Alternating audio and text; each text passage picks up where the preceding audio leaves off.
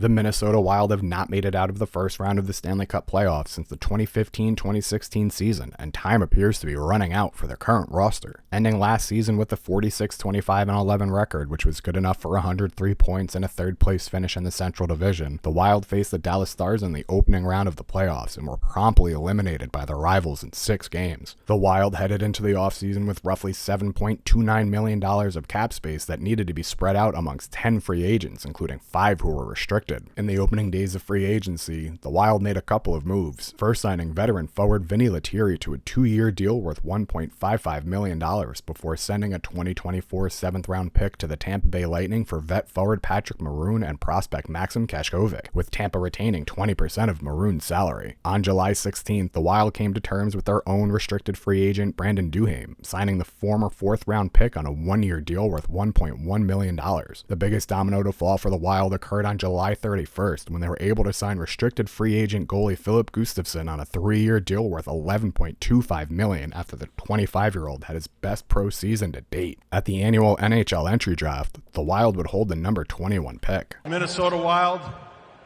proudly select from the University of Wisconsin, Charlie Stramel. At 6'3", Stramel can skate well and combines that with the highly physical brand of hockey, powering his way through checks to the front of the net and never shies away from an engagement. His offensive ceiling is a major question, and he's not expected to be a big-time scorer as a pro. Instead, he should be a major addition at even strength and at the faceoff circle where his great skills could keep him as a center in the NHL. Stramel projects to be a middle six power forward for the Wild, something they lack deeply in the organization. With over $14 million in dead cap space already next offseason, the Minnesota Wild are not out of cap hell and only have 12 current players under contract past this upcoming season. Unless the organization can get creative with contracts or construct minor roster surgery to clear up cap space, they cannot currently add impact players given the roster construction. The Wild will be an interesting team to keep an eye on over the course of the next few seasons, as some of their star players may begin to ask for a way out. I'm Dennis Morad with Inside the Rink.